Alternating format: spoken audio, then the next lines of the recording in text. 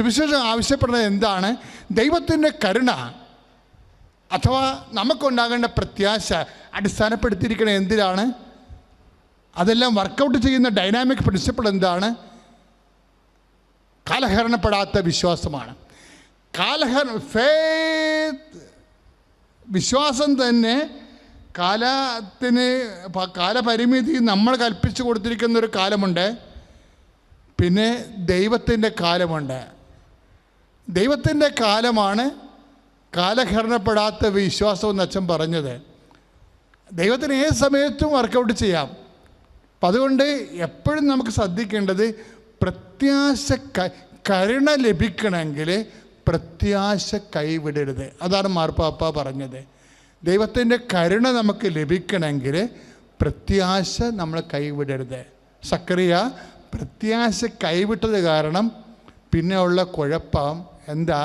പുസ്തകം നോക്കി കുറേയൊക്കെ പഠിച്ചുകൊണ്ട് വായിക്കാമെന്നല്ലാതെ പ്രാർത്ഥനാ പുസ്തകങ്ങളൊക്കെ ഇല്ലേ, എല്ലാവരുടെയും വീട്ടിൽ 1/2 കിലോ വെച്ച് പുസ്തകം ഉണ്ടല്ലോ ഓരോ ധ്യാനകേന്ദ്രത്തിൽ നിന്നും കൊണ്ടുവന്നത്.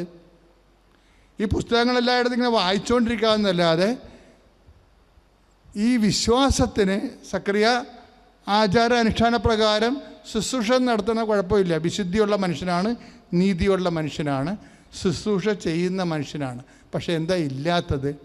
പ്രത്യാശയില്ല. ദൈവത്തിൻ്റെ കരുണയിൽ പ്രത്യാശ. എന്നാൽ ഏത് സമയത്തും ഞാൻ പണ്ട് പ്രാർത്ഥിച്ച 30 കൊല്ലം മുമ്പായിരിക്കും ഈ സക്കറിയ പ്രാർത്ഥിച്ചിട്ടുള്ളത് ഒരു കുഞ്ഞിന് വേണ്ടി. ഇപ്പം ആ മനുഷ്യൻ വയസ്സായത് കാരണം അയാൾ പറഞ്ഞത് എന്നാണെന്നറിയാവോ? ഇപ്പം എനിക്ക് കുഞ്ഞ് ജനിച്ചിട്ടും കാര്യമില്ല, ഞാൻ കുറച്ച് കഴിയുമ്പോൾ ചത്തുപോകത്തില്ല എന്നാണ്. അപ്പോൾ ഇത് ചില ആൾക്കാർ മരം വെക്കണ പോലുള്ള പരിപാടിയാണ്.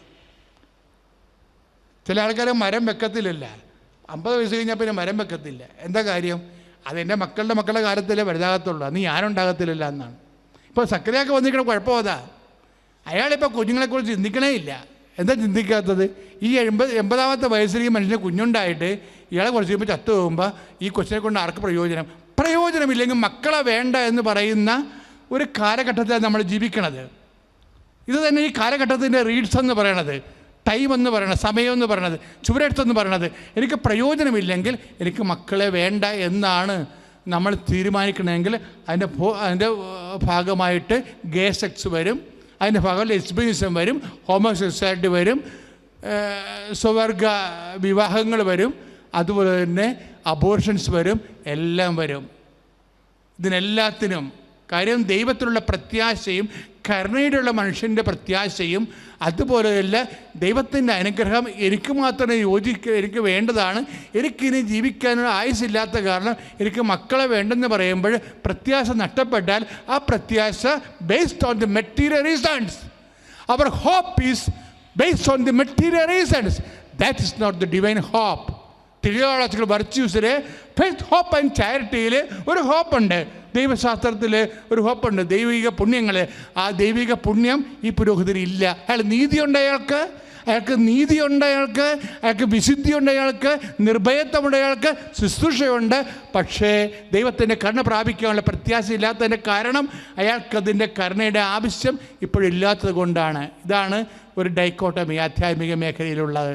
അതുകൊണ്ട് ദൈവവേദനെ കരുണയുടെ മാതാവേ, പ്രത്യാശയുടെ മാതാവ് എന്ന് പറയുമ്പോഴേ നമ്മുടെ കാലത്തിന് ശേഷവും ഈ മനുഷ്യരാശിക്ക്, സമൂഹത്തിന് ഈ വ്യക്തിയെ കൊണ്ട് ആവശ്യമുണ്ടെങ്കിൽ, അത് ദൈവത്തിൻ്റെ പദ്ധതിയാണെങ്കിൽ, അത് നടപ്പിൽ വരുത്താൻ നമ്മളൊരു നിമിത്തമാണെങ്കിൽ, അത് ദൈവത്തിൻ്റെ കരുണയുടെ ഉപകരണമായി നമ്മൾ മാറാൻ വേണ്ടിയുള്ള ഒരു പ്രത്യാശ, ഒരു ബാധ്യത, ഒരു പ്രതിബദ്ധത, അത് ദൈവനീതിയുടെ ഭാഗമാണ്. അതാണ് നീതി, അതാണ് സക്രിയക്ക് വേണ്ടത്. ദൈവത്തിലെ ആ നീതിയിൽ അടിസ്ഥാനപ്പെടുത്തി കഴിഞ്ഞാൽ പ്രത്യാശയ്ക്ക് അർത്ഥമുണ്ട്, കരുണയ്ക്ക് അർത്ഥമുണ്ട്. ദൈവം നമ്മളിലേക്ക് ചൊരിയാൻ പോണ, ദൈവത്തിന് പ്രവർത്തിക്കാനുള്ള ഇടമുണ്ട്, ദൈവത്തിന് തുറന്നു വരാനുള്ള വാതിലുണ്ട്.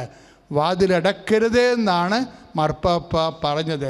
കരുണയുടെ വാതിലടക്കരുത്, പ്രത്യാശയുടെ വാതിലടക്കരുത്. ശ്രുതികട്ടെ ഹല്ലേലൂയ, യേശുവേ സ്തുതി, ഹല്ലേലൂയ ഹല്ലേലൂയ യേശുവേ നന്ദി, ഹല്ലേലൂയ ഹല്ലേലൂയ ഹല്ലേലൂയ ഹല്ലേലൂയ ഹല്ലേലൂയ യേശുവേ സ്തുതി, ഹല്ലേലൂയ ഹല്ലേലൂയ.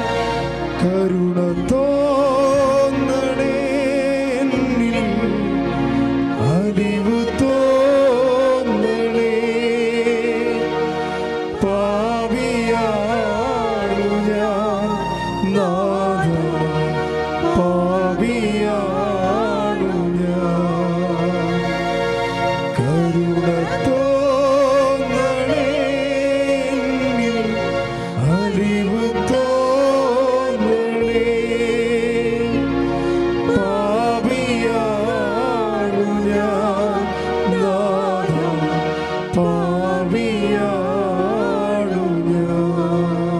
പരിശുദ്ധ പരമദിവ്യകാരുണ്യത്തിന് നേരവും ആരാധനയും സ്തുതിയും പുകഴ്ചയും ഉണ്ടായിരിക്കട്ടെ. Still there is chance for hope.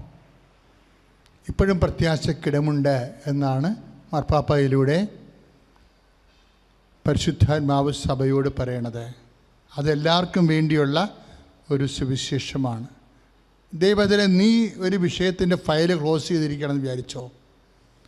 നിനക്കൊരു കുഞ്ഞുണ്ടാകാൻ ഇനി പ്രാർത്ഥിച്ചിട്ട് കാര്യമില്ല.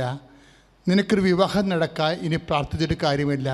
നിനക്കൊരു വീടിന് സ്ഥലം കിട്ടാൻ ഇനി പ്രാർത്ഥിച്ചിട്ട് കാര്യമില്ല.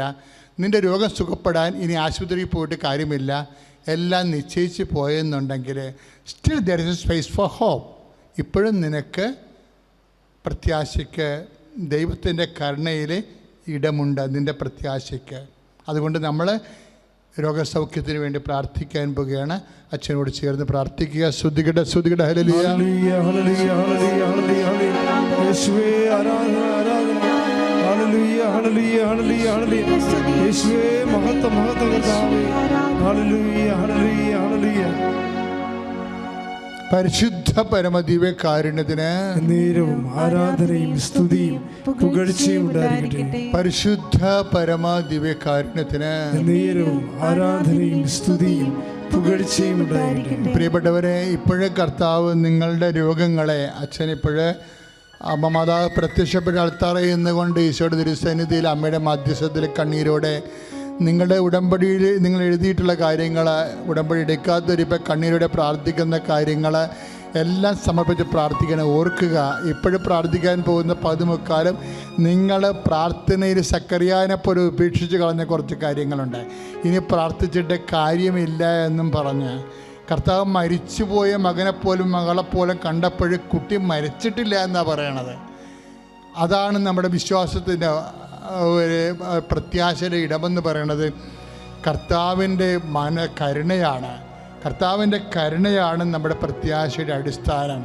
അതുകൊണ്ട് ദിവ്യകാരുണ്യ തിരുസന്നിധിയിൽ അച്ഛനോട് ചേർന്ന് പ്രാർത്ഥിക്കുക. കർത്താവായ ദൈവമേ, കർത്താവായ ദൈവമേ, കർത്താവായ ദൈവമേ, കർത്താവായ ദൈവമേ, അങ്ങയുടെ വിശുദ്ധ പൗരോഹിത്യത്തെ, അങ്ങയുടെ വിശുദ്ധ പൗരോഹിത്യത്തെ മഹത്വപ്പെടുത്തണമേ, മഹത്വപ്പെടുത്തണമേ. സഭയിലുള്ള സാന്നിധ്യത്തെ, സഭയിലുള്ള സാന്നിധ്യം പ്രകടമാക്കണമേ. എൻ്റെ കർത്താവേ, എൻ്റെ കർത്താവേ, കഴിഞ്ഞ കാലങ്ങളിലെ പ്രാർത്ഥിക്കുകയും എന്നാൽ പ്രതികൂലമായ അനുഭവങ്ങൾ കിട്ടിയപ്പോൾ പ്രാർത്ഥന ഉപേക്ഷിക്കുകയും വന്നതുപോലെ വരട്ടെ. ഇത് തലവിധിയാണ്, ഇത് ശാപമാണ് എന്നൊക്കെ കരുതി പ്രാർത്ഥന അവസാനിപ്പിച്ച വിഷയങ്ങള് ഇപ്പോഴും അങ്ങ് സജീവമായി അങ്ങയുടെ പരിഗണനയിലുണ്ട്. അങ്ങയുടെ കരുണയിൽ മാത്രം പ്രത്യാശിച്ചാൽ മതി എന്ന് സുവിശേഷത്തിലൂടെ വെളിവായതുപോലെ കർത്താവേ, ഞങ്ങൾ പ്രാർത്ഥിച്ച് ഉപേക്ഷിച്ച് കളഞ്ഞ എല്ലാ വിഷയങ്ങള്, രോഗങ്ങള്, ജീവിത അവസ്ഥകളുടെ മേൽ കർത്താവിന്റെ കാരുണ്യത്തിൽ പ്രത്യാശർപ്പിച്ചുകൊണ്ട് അമ്മ മാതാവിന്റെ മധ്യസ്ഥത്തിൽ പ്രാർത്ഥിക്കുന്നു. രോഗങ്ങള്, മാർഗ തടസ്സങ്ങള്, ജീവിത ദുരിതങ്ങള് നാമത്തില് മാറിപ്പോട്.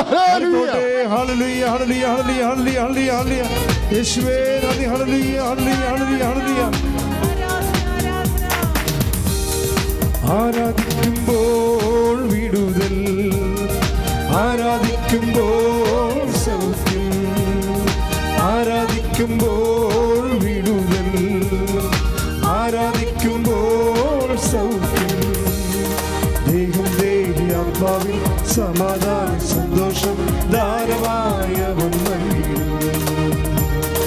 ദേഹം ദേഹി ആത്മാവിൽ സമാധാനം സന്തോഷം ധാരമായവൻ നൽകിയിടുന്നു. ആദ്യമായി ഇന്ന് നീനുവിനോടൊപ്പം ഈ അവസ്ഥയിലൂടെ നിൽക്കാൻ സാധിച്ചതിന് അമ്മ മാതാവിനും ഈശോയ്ക്കും 1000 നന്ദി പറയുന്നു. എൻ്റെ പേര് ജിറ്റോ. ഞങ്ങൾ കോട്ടയം ജില്ലയിൽ മുണ്ടക്കയം എന്ന സ്ഥലത്തു നിന്നാണ് വരുന്നത്.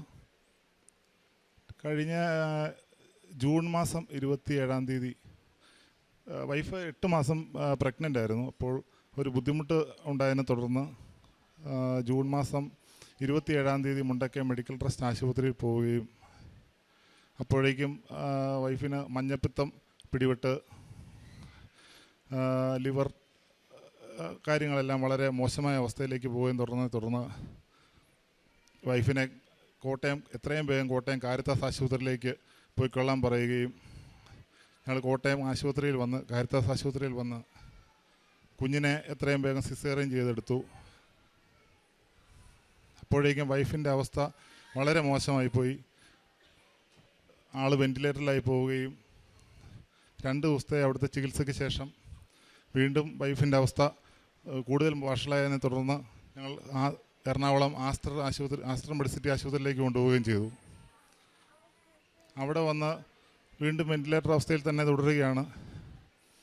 ഒരു ലിവർ ട്രാൻസ്പ്ലാന്റ് ചെയ്യാതെ മറ്റ് മാർഗമൊന്നുമില്ല എന്ന് ഡോക്ടർമാർ പറഞ്ഞു. അതിനുള്ള നീനുവിൻ്റെ അച്ചാച്ചൻ്റെ അനിയൻ്റെ മകൻ ഞാൻ ലിവർ തരാമെന്ന് തയ്യാറായി മുന്നോട്ട് വരികയും എന്നാൽ അപ്പോഴേക്കും ഡോക്ടർമാർ ആ അവസ്ഥയും കഴിഞ്ഞു പോയി.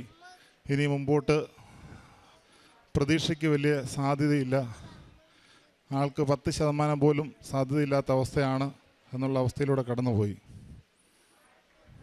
ഞാനവിടെ ആശുപത്രിയുടെ മുന്നിൽ പൊട്ടിക്കരഞ്ഞുകൊണ്ടിരിക്കുമ്പോൾ നീനുവിൻ്റെ ചേച്ചിമാർ ഇവിടുത്തെ ഉടമ്പടി ഒരു പത്രം കാണിച്ചിട്ട് ഇതുപോലെ തന്നെ അനുഭവം ഒരു സാക്ഷ്യം കാണിച്ചിട്ട് പറഞ്ഞു, കൃപാസനത്തിലെ ഒരു സാക്ഷ്യം കാണിച്ചിട്ട് പറഞ്ഞു, നോക്കൂ ജിറ്റോ, നമ്മുടെ സെയിം അവസ്ഥയാണ്, ഇവിടെ കരഞ്ഞുകൊണ്ടിരുന്നിട്ട് യാതൊരു കാര്യവുമില്ല, നീ എത്രയും വേഗം നമുക്ക് കൃപാസനം വരെ പോകാം എന്ന് പറഞ്ഞു. സത്യം പറഞ്ഞാൽ എനിക്ക് ഒരു വലിയ വിശ്വാസമൊന്നുമില്ലായിരുന്നു, ഉള്ളത് പറയാം. ഞാൻ നേരത്തെ ഇവിടെ വന്നിട്ടുണ്ടെങ്കിലും ഇവിടെ വലിയ വിശ്വാസമൊന്നുമില്ലായിരുന്നു. ഒരു പള്ളിയിൽ പോക്കും എല്ലാം കുറവൊക്കെയാണ് എങ്കിലും എനിക്ക് ആ അവസ്ഥയായിരുന്നു. ഞാൻ ചേച്ചിമാർ പറഞ്ഞതനുസരിച്ച് എത്രയും വേഗം ഞങ്ങളൊരു ടാക്സി വിളിച്ച് കൃപാസനത്തിൽ വരികയും ഇവിടെ അത്ഭുതം എന്ന് പറഞ്ഞിട്ട് ഇവിടെ വന്ന് ഇറങ്ങിയപ്പോൾ തന്നെ ഹോസ്പിറ്റലിൽ അവിടെ നിന്ന് അമ്മയുടെ ആങ്ങളുടെ മോൻ വിളിച്ച് പറഞ്ഞു, ജിറ്റോ ചെറിയ ഒരു INR ചെറുതായിട്ട് കുറയുന്നതായിട്ട് ഡോക്ടർമാർ പറഞ്ഞിട്ടുണ്ട് കേട്ടോ എന്ന് പറഞ്ഞു. അപ്പോൾ ഞങ്ങളിവിടെ വന്ന് എന്തായാലും ഞാനിവിടെ നിന്ന് പൊട്ടിക്കരഞ്ഞു, മാതാവിനോട് പൊട്ടിക്കരഞ്ഞ് പറഞ്ഞു, അമ്മയെ എനിക്ക് തിരിച്ചു തരണം, ഇല്ലാതെ എനിക്ക് പറ്റത്തില്ല, നീനുമില്ലാതെ മുമ്പോട്ട് എനിക്ക് പറ്റത്തില്ല. പൊട്ടിക്കരഞ്ഞ് ഞാൻ പ്രാർത്ഥിച്ചു. ഇവിടെ നിന്നവരോടെല്ലാം ഞാൻ പറഞ്ഞു, എൻ്റെ വൈഫിൻ്റെ അവസ്ഥ വളരെ മോശമാണ്. എല്ലാവരും പ്രാർത്ഥിച്ചു എനിക്ക് വേണ്ടി. അപ്പം അച്ഛനെ കണ്ട് ഉടമ്പടി എടുത്തും ഞാൻ ഇവിടെ നിന്ന് കരഞ്ഞുകൊണ്ടിറങ്ങുമ്പം ഇവിടെ ശുശ്രൂഷ ചെയ്യുന്ന ഒരു ചേച്ചി ചോദിച്ചു, എന്താ മോനെ എന്താ കരയുന്നത്? ഞാൻ പറഞ്ഞു, ഇതാണ് ചേച്ചി അവസ്ഥ. അപ്പോൾ എന്നോട് ഉടമ്പടി എടുത്തോന്ന് ചോദിച്ചു. ഞാൻ പറഞ്ഞു എടുത്തു. പിന്നെ എന്തിനാ മോനെ കരയുന്നത്? ധൈര്യമായിട്ട് പൊക്കോ, ബാക്കി അമ്മ നോക്കിക്കോളും എന്ന് പറഞ്ഞു. പക്ഷേ എനിക്ക് സത്യം പറഞ്ഞാൽ എങ്കിലും ഒരു വലിയ വിശ്വാസമൊന്നുമില്ല. ഉടമ്പടി എടുത്തു, പോയി ഹോസ്പിറ്റലിൽ ചെന്ന് അന്ന് രാത്രിയിൽ ഞങ്ങൾ ചേച്ചിമാരെല്ലാവരോടും കൂടി ഇരുന്ന് മുട്ടുകുത്തി ICUവിൻ്റെ മുന്നിൽ മുട്ടുകുത്തി പ്രാർത്ഥിച്ചു. അവിടെ നിന്ന് മുട്ടുകുത്തി പ്രാർത്ഥിച്ച ശേഷം രാത്രിയിൽ ബൈസ്റ്റാൻഡേഴ്സിനെ അകത്ത് കയറ്റാറില്ല. ഞാൻ ചോദിച്ചു എങ്ങനെ ഒന്ന് കയറിക്കോട്ടെ എന്ന് ചോദിച്ച് അനുവാദം വാങ്ങിച്ച് ഉടമ്പടി തൈലം നീനുവിൻ്റെ അകത്ത് കയറി നീനുവിൻ്റെ നെറ്റിയിൽ പുരട്ടുകയും അബോധാവസ്ഥയിൽ കിടന്ന നീനു ചെറുതായിട്ട് ഒന്ന് കണ്ണ് ചിമ്മി. പിന്നെ അത് കഴിഞ്ഞ് എല്ലാ ദിവസവും രാത്രിയിൽ ഹോസ്പിറ്റലിൽ ഞങ്ങൾ കിടക്കുന്നതിൻ്റെ അടുത്ത് തന്നെ തിരി കത്തിച്ച് വെച്ച് രാത്രിയിലും വെളുപ്പിന് 5:30 എഴുന്നേറ്റ് തിരി കത്തിച്ച് വെച്ച് പ്രാർത്ഥിക്കുകയും എല്ലാം ചെയ്യുന്നുണ്ടായിരുന്നു. പിന്നെ മുതൽ എല്ലാം ചെറിയ രീതിയിൽ പോസിറ്റീവായിട്ട് പറയാൻ തുടങ്ങി ഡോക്ടർമാർ. ചെറുതായിട്ട് INR താഴുന്നുണ്ട്, SGPT ഒക്കെ ആണെങ്കിലും കുറയുന്നുണ്ട്, ചെറിയ രീതിയിൽ ഓരോ കുറവുകൾ കാണാൻ തുടങ്ങി.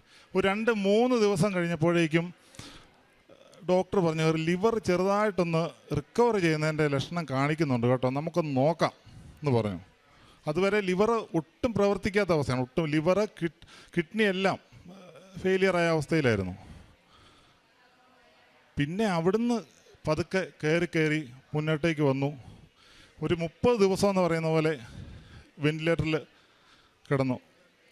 ഇന്ന് ഏതായാലും നമുക്ക് വേണ്ടി അമ്മ മാധ്യസ്ഥം വഹിച്ച് യേശു ഈ അവസ്ഥയിൽ ഇവിടെ കൊണ്ട് നിർത്താനായിട്ട് ദൈവം അനുഗ്രഹിച്ചു.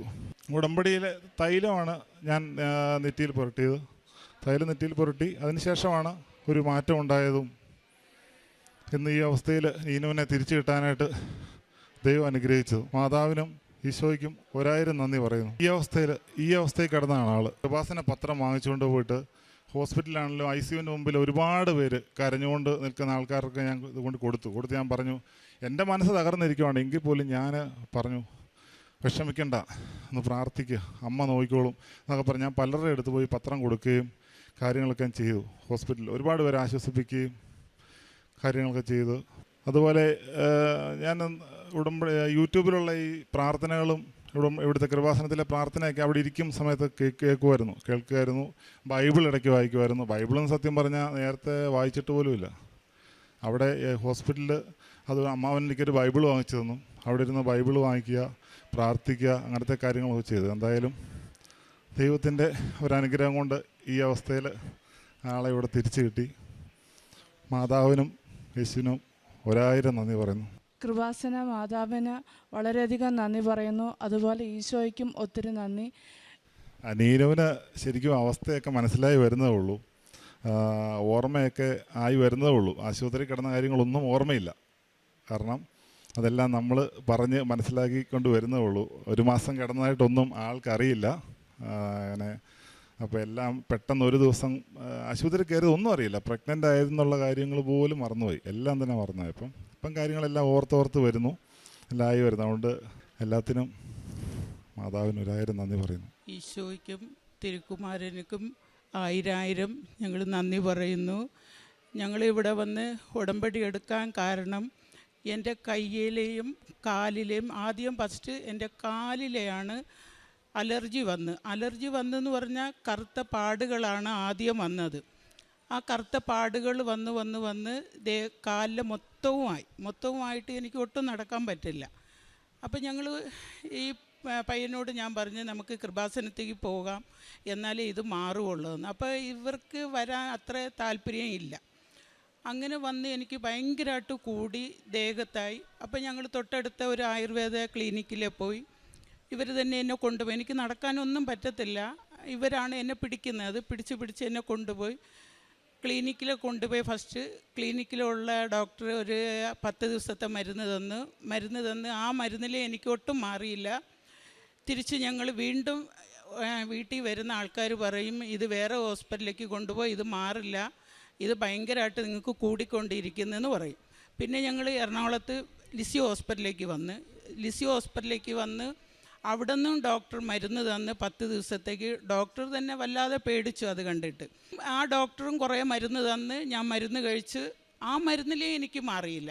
വീണ്ടും ഞാൻ വേറെ ഒരാൾ പറഞ്ഞു, വേറെ ഒരു ഡോക്ടറെ കണ്ട്, അതും എറണാകുളത്ത് തന്നെയാണ്, വലിയ ഡോക്ടറെ കണ്ട്, അതിലേ എനിക്ക് ലാസ്റ്റ് മാറിയില്ല. അപ്പോൾ വീണ്ടും ഞാൻ രാത്രി ഒരു ദിവസം പ്രാർത്ഥനയെല്ലാം കഴിഞ്ഞ് ഇവർ എനിക്ക് ചൂടുവെള്ളമൊക്കെ കൊണ്ടുതരും, കാലിലേക്ക് എല്ലാം ചെയ്ത് വീണ്ടും ഞാൻ കട്ടിലിങ്ങനെ കിടന്നപ്പം എനിക്ക് പെട്ടെന്ന് ഇങ്ങനെ തോന്നി എൻ്റെ മനസ്സിൽ, പള്ളിയിൽ തന്നെ വരണം, എന്നാലേ ഇത് എനിക്ക് മാറുകയുള്ളൂ എന്ന്. അപ്പോൾ ഇവർ രണ്ടുപേരും, എൻ്റെ മോനും ഈ പയ്യനും കൂടി ഹോളിലിരുന്ന് ഞാൻ വിളിച്ചു, എന്നെ ഇപ്പം തന്നെ നിങ്ങൾ പള്ളിയിൽ കൊണ്ടുപോകണം, കൊണ്ടുപോയാലേ ഇത് മാറുകയുള്ളൂ, അല്ലെങ്കിൽ എനിക്ക് ഒട്ടും ഇത് മാറില്ലെന്ന് ഞാൻ പറഞ്ഞു. അപ്പോൾ അതുവരെ തലേന്ന് വരെ പോകാൻ പറ്റില്ല, ഞാൻ കൊണ്ടുപോയില്ല. അപ്പം ഞാൻ പറഞ്ഞു, നിങ്ങൾ എന്നെ കൊണ്ട് വാതുക്കെ വിട്ടാൽ മതി, നിങ്ങളകത്ത് കയറണ്ട, ഞാൻ കയറി പ്രാർത്ഥിച്ചിട്ടൊക്കെ വരാം, എനിക്ക് പോയി തന്നെ ആകണമെന്ന് പറഞ്ഞാൽ ഇവർ പറയും വേണ്ട, പോകണ്ട. ലാസ്റ്റ് ഇവരോട് ഞാൻ പറഞ്ഞു, എനിക്ക് ഇന്ന് തന്നെ നാളെ രാവിലെ നമുക്ക് പള്ളിയിൽ പോകണമെന്ന് പറഞ്ഞു. അപ്പോൾ ഇവർ പെട്ടെന്ന് ഉടനെ തന്നെ മറുപടി പറയാതെ, അതിനെന്താണ് ചേച്ചി, നമുക്ക് പോകാമെന്ന് പറഞ്ഞു. അപ്പം ഞാൻ പറഞ്ഞു, നാളെ പോകാൻ നമുക്ക് പൈസ ഇല്ലല്ലോ, എന്ത് ചെയ്യുമെന്ന്. 1 രൂപ പോലും ഞങ്ങളുടെ കയ്യിലേ ഇല്ല. അപ്പോൾ ഞാൻ പറഞ്ഞു, പൈസയ്ക്ക് പേടിക്കണ്ട, അമ്മ മാതാവിൻ്റെ അടുത്ത് നമ്മൾ നാളെ പോകുന്നതല്ലേ, രാത്രി ആരെങ്കിലും നമുക്ക് പൈസ തരും, നമ്മൾ രാവിലെ 8 മണിക്ക് ഇവിടെ നിന്ന് പോയിരിക്കണം, അമൃതയിൽ നിന്ന് ബസ്സുണ്ട്, ബസ്സിൽ കയറി നമുക്ക് പോകാം, എന്നെ നിങ്ങൾ പിടിച്ചാൽ മതി, ഞാൻ പതിയെ നടന്ന് വന്നോളാമെന്ന് പറഞ്ഞു. അപ്പോൾ എന്നെ പിടിച്ചു. രാത്രി 10 മണിയാകുമ്പം ഞങ്ങൾ കാറ്ററിങ്ങും ഹോം നേഴ്സും നടത്തുന്നവരായിരുന്നു. അപ്പോൾ രാത്രി തന്നെ ഒരു കൊച്ച് ഞങ്ങൾക്ക് 2500 രൂപ തരാനുള്ള പൈസ ഇട്ട് തന്നു. ഞങ്ങൾ വിളിച്ച് ചോദിച്ചില്ല, പക്ഷെ അതിനു മുമ്പ് തന്നെ ആ കൊച്ച് ഞങ്ങൾക്ക് ആ പൈസ ഇട്ട് തന്നു. അപ്പോൾ ഇവർ വന്ന് പറഞ്ഞ്, പൈസ കിട്ടിയിട്ടുണ്ട്, ആ കൊച്ച് നമുക്കെന്നാൽ ആ പൈസയും വെച്ചിട്ട് നമുക്ക് പോകാമെന്ന്. പിറ്റേ ദിവസം തന്നെ ഞങ്ങൾ 8 മണിക്ക് ഇവിടെ വന്നു. പള്ളിയിൽ കയറി ഇവർ തന്നെ എന്നെ പിടിക്കും. അപ്പോൾ പുറത്ത് നിന്ന ആൾക്കാരൊക്കെ എൻ്റെ കാല് കണ്ടിട്ട് എല്ലാവരും പറയുമായിരുന്നു, അയ്യോ ഇതിന് എന്നാ പറ്റിയെന്ന്. ഞാൻ പറഞ്ഞു ഈ കാലും മത്തയില്ല, എനിക്ക് ദേഹത്തും ഉണ്ട്, എനിക്ക് അന്നേരം സാരിയൊന്നും ഉടുക്കാൻ പറ്റില്ല, ഞാൻ ചുരിദാർ മാത്രമേ ഇട്ടുകൊണ്ട് വരുന്നതാണ്. ഞാൻ പള്ളിയിൽ പോകുമ്പം ഏത് പോയാലും ഞാൻ സാരിയെ ഉടുക്കുള്ളൂ, ചുരിദാർ ഇടില്ല. പക്ഷേ ആ ദിവസങ്ങളിൽ എനിക്ക് സാരി ഉടുക്കാൻ പോലും എനിക്ക് പറ്റില്ലായിരുന്നു. അതേപോലെ എൻ്റെ കാല് ദേഹത്ത് മൊത്തം, എനിക്ക് മുഖത്ത് മാത്രമില്ല. എൻ്റെ വീട്ടിൽ വരുന്നവരെല്ലാവരും എന്നെ കണ്ട് വെറുപ്പും അറപ്പോടെ കണ്ടവർ ഒരുപാട് ആൾക്കാരുണ്ടായിരുന്നു എൻ്റെ വീട്ടിൽ വന്നിട്ട്. എന്നാലും ഞാൻ അത് കാര്യമാക്കാതെ ഞാൻ ഇവിടെ വന്ന് അന്ന് ഉടമ്പടി എടുത്ത് ഞാൻ മേളിലെ കയറി, എന്നെ പിടിച്ച് സ്റ്റെപ്പ് കയറി ഇവർ മേളിൽ എന്നെ ഇരുത്തിയപ്പോൾ ഇവർ പറഞ്ഞു, ഞങ്ങൾക്ക് ഒന്നും അറിയത്തില്ല, എന്നാലും ഇവർ പറഞ്ഞ് നമ്മൾ വീട്ടിൽ പോകുമ്പം 5 മണിയാകും, വൈകുന്നേരം നമുക്ക് ഫുഡ് പിള്ളേർക്ക് കൊടുക്കണ്ടേന്ന് ചോദിച്ചു. അപ്പം ഞാൻ പറഞ്ഞു എന്നാൽ നമുക്ക് ഇന്ന് പോകാം, നാളത്തേക്ക് വരാമെന്ന്. വീണ്ടും ഞങ്ങൾ വീട്ടിൽ പോയിട്ട് അന്ന് രാത്രി ഒരു ഡോക്ടർ എനിക്ക് കാലിലിടാൻ സോക്സ് തന്നിട്ടുണ്ടായിരുന്നു. രാത്രി നിങ്ങൾ പകലും സോക്സ് യൂസ് ചെയ്യണമെന്ന്. പിറ്റേ ദിവസവും രാത്രി ഞങ്ങൾ വീട്ടിൽ പോയി പിള്ളേർക്കൊക്കെ ഫുഡ് കൊടുത്തു. അന്ന് എനിക്ക് രാത്രി ഒന്നും ഉറങ്ങാൻ പറ്റത്തില്ല, ഭയങ്കര ബുദ്ധിമുട്ടായിരുന്നു. പിറ്റേ ദിവസം രാവിലെ ഞങ്ങൾക്ക് വരാൻ പറ്റിയില്ല.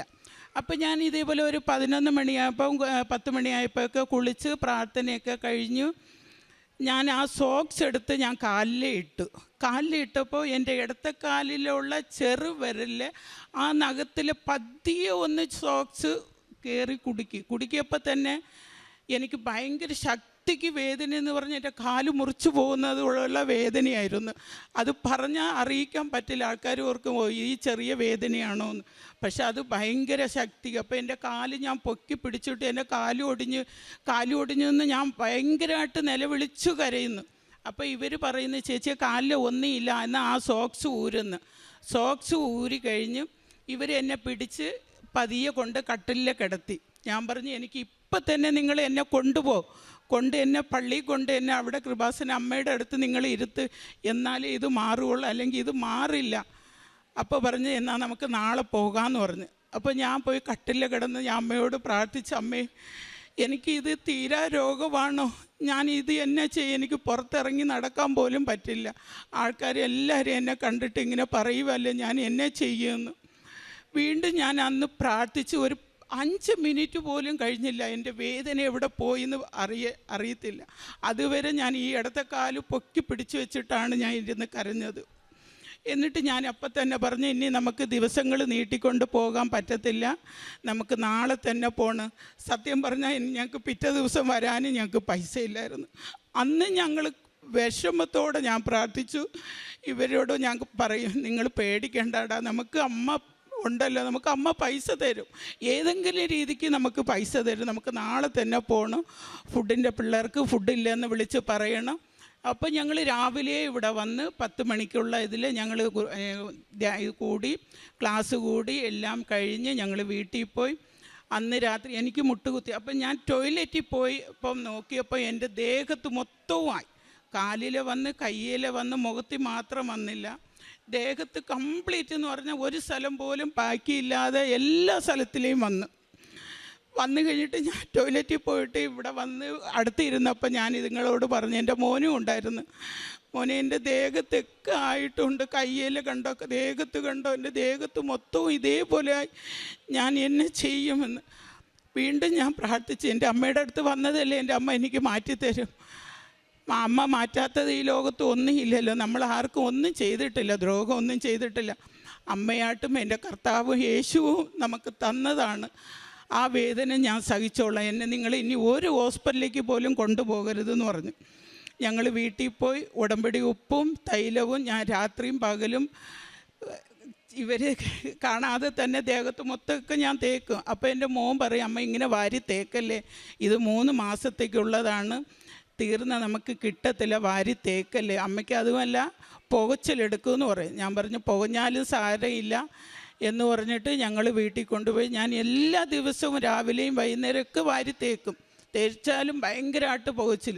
അപ്പോൾ വൈകുന്നേരം സന്ധ്യയ്ക്ക് ഞങ്ങൾ ഉടമ്പടി പ്രാർത്ഥന കൂടാൻ എനിക്ക് മുട്ടുകുത്തി ഇരിക്കാൻ പറ്റില്ല, എന്നാലും ഞാൻ മുട്ടുകുത്തും. അപ്പോൾ ഇവർ പറയും മുട്ടുകുത്തേണ്ട, കസേരയിൽ ഇരിക്കുന്നു. ഞാൻ പറഞ്ഞു, ഞാൻ ഇന്ന് വരെ അങ്ങനെ കസേര ഇരുന്ന് പ്രാർത്ഥിക്കത്തില്ല, നിങ്ങൾക്കറിയാമല്ലോ. അപ്പോൾ എൻ്റെ കാല് വേദനയ്ക്കും ഇരിക്കട്ടെ, ഞാൻ മുട്ടുകുത്തി തന്നെ പ്രാർത്ഥിക്കുമെന്ന്. ഞാൻ ആ വേദനയോടെ ഇരുന്ന് ഞാൻ മുട്ടുകുത്തി പ്രാർത്ഥിക്കും. പ്രാർത്ഥിച്ച് കഴിഞ്ഞിട്ട് പിടിച്ച് ഇവർ എന്നെ കസേരയിൽ ഇരുത്തും. അത് ഏറ്റവും വലിയ സാക്ഷ്യമാണ് എനിക്കത് കിട്ടിയത്. 15 ദിവസം എന്ന് പറയുന്ന ഈ 1.5 മാസം കൊണ്ട് ജാനുവരി ഫെബ്രുവരി 18-ാം തീയതി എനിക്ക് ഈ തുടങ്ങിയ അസുഖമാണ്.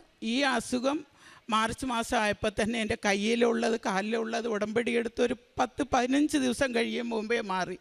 അപ്പോൾ ഞങ്ങളുടെ വീട്ടിൽ ചപ്പാത്തി കൊണ്ടുവരുന്ന ആ ചേട്ടനൊക്കെ പറഞ്ഞു, അയ്യോ കാലിലെയും കയ്യിലും ഉള്ളതൊക്കെ മാറിയല്ലോ, കയ്യിലുള്ളത് പെട്ടെന്ന് പോയല്ലോ ജെസ്സി. ഞാൻ പറഞ്ഞു ഞാൻ പള്ളിയിൽ പോയി ഉടമ്പടി എടുത്തു, അങ്ങനെയാണ് എനിക്ക് കംപ്ലീറ്റ് ഇപ്പോൾ മാറിയത് ചേട്ടാ, ഇപ്പോൾ കാലിൽ മാത്രമേ ഉള്ളൂ എന്ന് പറഞ്ഞു. അത് ഭയങ്കര സാക്ഷ്യമാണെന്ന് പറഞ്ഞാൽ ഭയങ്കര, അത് പറയാൻ പറ്റാത്തതാണ്. കാലും കൈയൊക്കെ കണ്ട ആൾക്കാർ അറച്ചു പോകും, അതേപോലുള്ള ഇതായിരുന്നു എൻ്റെ കാലിൽ. അത് കഴിഞ്ഞിട്ട് ഞങ്ങൾ ഒരു 4 വർഷം കൊണ്ട് വീട്ടിലെ വാടകയ്ക്ക് താമസിക്കുമായിരുന്നു, ഒരു വീട്ടിലെ ഇടപ്പള്ളിയിലെ പോണേക്കരയിൽ. അപ്പോൾ ആ പുള്ളി പറഞ്ഞു ഏപ്രിലിൽ നിങ്ങൾ ഇനി താമസിക്കുന്നില്ല, ഞങ്ങൾ മാറ്റുവാന്ന് പറഞ്ഞു. മാറ്റിയാൽ ഞങ്ങൾക്ക് പോകാൻ സ്ഥലമില്ല, എനിക്ക് സ്വന്തമായിട്ട് വീടോ സ്ഥലങ്ങളോ ഒന്നുമില്ല. ഞാൻ പണ്ടിനാലെ വാടകയ്ക്ക് താമസിക്കുന്ന ഒരാളാണ്. അപ്പം ഞാൻ മാതാവിനോട് ഇവിടെ പിറ്റേ ദിവസം തന്നെ ഞങ്ങൾ വന്ന് പ്രാർത്ഥിച്ചു, മാതാവേ ഞങ്ങൾ ആ വീട്ടിൽ നിന്ന് ഇറക്കി വിട്ടാൽ ഞങ്ങൾ എങ്ങ് പോകും, പുതുക്കുന്നില്ല എന്ന് പറഞ്ഞ് അമ്മ ഇടപെട്ട് എനിക്ക് ആ വീട് പുതുക്കി തരണേന്ന് പ്രാർത്ഥിച്ചു. അപ്പോൾ ഏപ്രിൽ 10-ാം തീയതി ആകുമ്പോൾ അവർ വിളിച്ച് പറയുന്നു വീട് ഞങ്ങൾ പുതുക്കുന്നുണ്ട്, പേപ്പറൊക്കെ റെഡിയാക്കാൻ പറഞ്ഞു. അപ്പോൾ 32,000 രൂപ വാടക കൊടുത്തിട്ടാണ് ഞങ്ങളത് പുതുക്കുന്നത്. അപ്പോൾ വീണ്ടും അതിലെനിക്ക് 2 അനുഗ്രഹം വീണ്ടും എനിക്ക് തന്നു.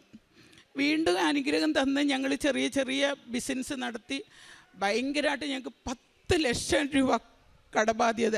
ഈ കഴിഞ്ഞ ഡിസംബർ വരെ ഞങ്ങൾക്ക് ഒരു കടങ്ങളും ഇല്ലാതെ ചെറിയ ചെറിയ കടങ്ങളാണ് വന്നുകൊണ്ടിരുന്നത്.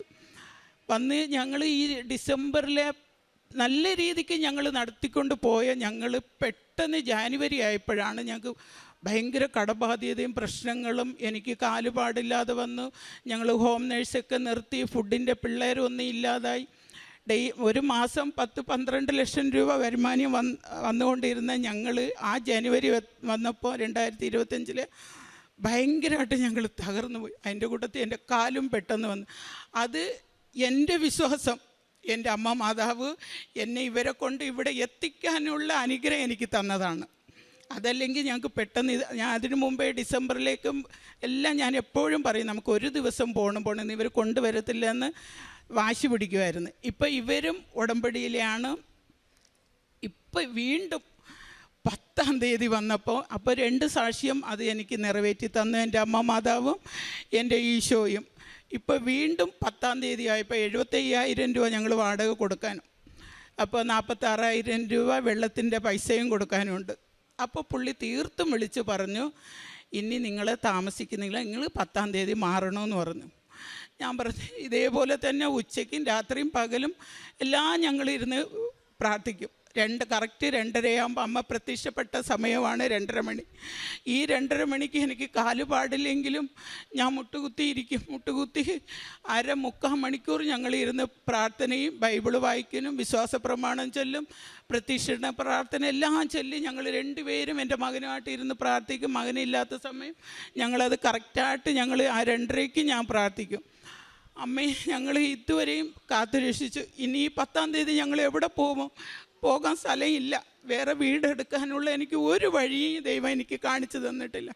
വീടെടുക്കാനുള്ള വേറെ വീട് നോക്കുമ്പം 50,000 60,000 ടോക്കൺ അഡ്വാൻസ് കൊടുക്കണം, 20,000 35,000 രൂപ വാടക കൊടുക്കണം. എനിക്കത് പറ്റില്ല. ഞങ്ങളൊരു മേളിലെ ഹോസ്റ്റൽ നടത്തുന്നവരാണ്. അപ്പോൾ ഈ പിള്ളേരെയൊക്കെ നമുക്ക് പറഞ്ഞു വിടാൻ എനിക്ക് ഭയങ്കര വിഷമമാണ്.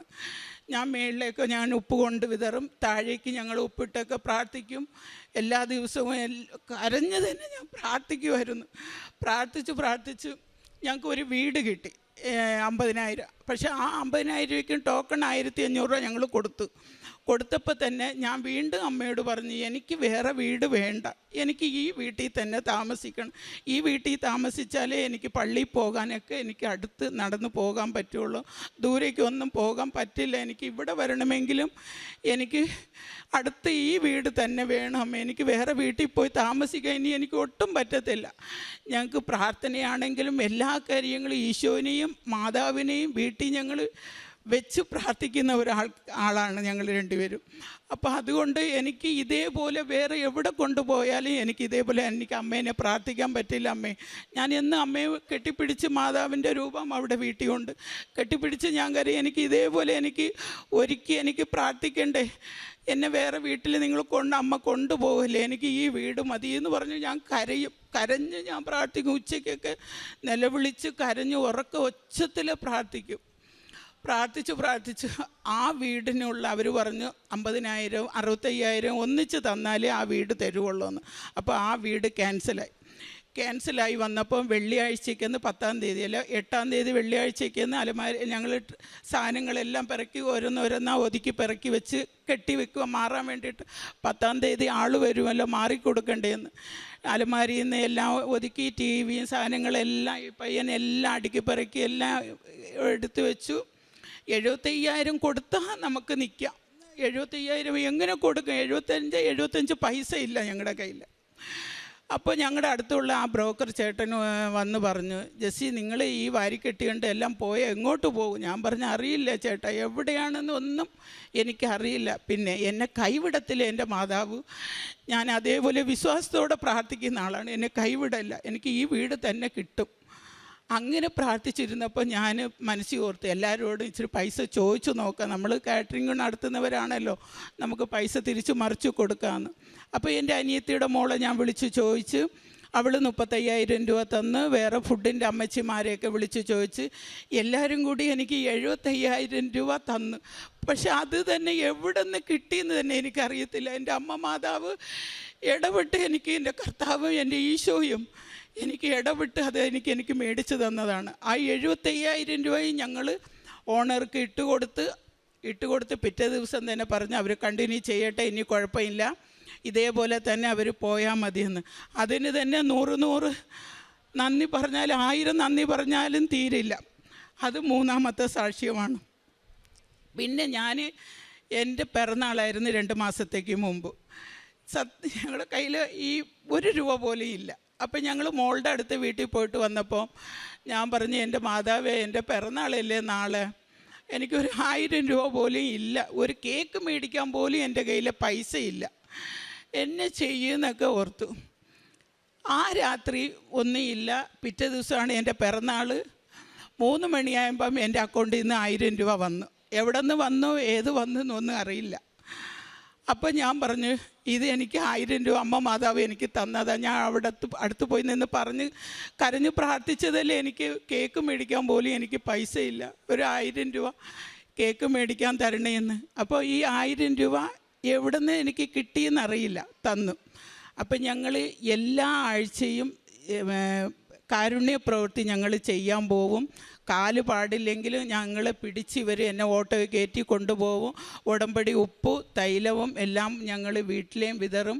കാരുണ്യ പ്രവൃത്തി പത്രം ഒരു മാസത്തിൽ ഞങ്ങൾ 2-3 പ്രാവശ്യം ഞങ്ങളിവിടെ വരും. കാലുപാടിലാണെങ്കിലും വന്ന് ഇവരെന്നെ കൂട്ടിക്കൊണ്ട് വന്ന് പത്രവും മേടിച്ച് ഞങ്ങൾ എല്ലാ ഹോസ്പിറ്റലിലും കയറി ഇറങ്ങി ഞങ്ങൾ കൊടുക്കും. ഹോസ്പിറ്റലിലൊക്കെ ഞങ്ങൾ ഫുഡ് കൊടുക്കും, ചോറ് കൊടുക്കും. പിന്നെ ഞങ്ങളുടെ അടുത്ത് ഒരു പാവപ്പെട്ട ഓട്ടോ ചേട്ടനുണ്ട്. ഓട്ടോ ചേട്ടന് ഞങ്ങളുടെ ഉള്ളതിലെ വീതം പുള്ളിക്ക് എല്ലാ ദിവസമാണെങ്കിലും ആഴ്ചയ്ക്കാണെങ്കിലും ഞങ്ങളുടെ കഴിഞ്ഞ് ഉള്ളത് കൊടുക്കും. അനാഥാലയ കുട്ടികൾക്ക് സ്നാക്സൊക്കെ മേടിച്ച് കൊടുക്കും. പിന്നെ അവിടെ പോയിട്ട് പിള്ളേരെ കണ്ട് വർത്താനമൊക്കെ പറഞ്ഞ് ഞങ്ങൾ സംസാരിച്ച് പിള്ളേർ പറയുന്ന സാധനങ്ങളൊക്കെ, ചിലപ്പോൾ കുട്ടികളൊക്കെ പറയും വാച്ച് വേണം, വളയൊക്കെ വേണമെന്നൊക്കെ, അതെല്ലാം ഞങ്ങൾ മേടിച്ച് ഭംഗിയായിട്ട് ഞങ്ങൾ കൊണ്ടു കൊടുക്കും. ഇതുവരെയും ഞങ്ങൾക്ക് തന്ന എല്ലാ അനുഗ്രഹത്തിനും ഞങ്ങൾ ഈശോയോടും എൻ്റെ അമ്മ മാതാവിനോടും ഞങ്ങൾ നന്ദി പറയുന്നു. പിന്നെ എനിക്ക് ഇനി വേറെ ഒന്ന് പറയാനുള്ളത്, ഞാൻ അമ്മയോട് എന്നും പറഞ്ഞിട്ടുണ്ട്, എനിക്ക് എത്ര പാടില്ലെങ്കിലും ഞാൻ മുട്ടുകുത്തി പ്രാർത്ഥിക്കും. അതിനുള്ള എനിക്ക് അനുഗ്രഹം എനിക്ക് തരണം. പിന്നെ വീട്ടിലെ ഫുഡ് ഉണ്ടാക്കാനുള്ള അനുഗ്രഹവും കൂടി എനിക്ക് തരണം എന്ന് ഞാൻ പ്രാർത്ഥിച്ചു. എനിക്കിപ്പോൾ എൻ്റെ കയ്യിലെയും കാലിലെയും ഞങ്ങൾ ഫോട്ടോ എടുത്ത് വെച്ചിരുന്നു. എൻ്റെ ഫോൺ കംപ്ലൈൻ്റ് ആയതുകൊണ്ട് അതിൽ കാണാൻ പറ്റില്ല. അതേപോലെ ഉണ്ട്. ഇത് വലിയ അനുഗ്രഹമാണ് എനിക്ക് തന്നിരിക്കുന്നത്. ഇനി ഞാൻ ജീവിതകാലം മുഴുവനും എൻ്റെ അമ്മയോടും എൻ്റെ ഈശോയോടും കൂടെ തന്നെ ജീവിക്കാൻ ഞാൻ ആഗ്രഹിക്കുന്നു. അതേപോലെ തന്നെ എനിക്ക് ജീവിക്കണം.